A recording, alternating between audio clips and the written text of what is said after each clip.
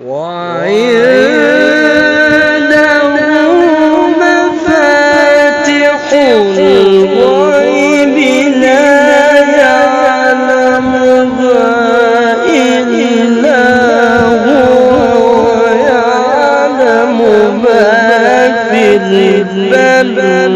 والبحر وما تسقط من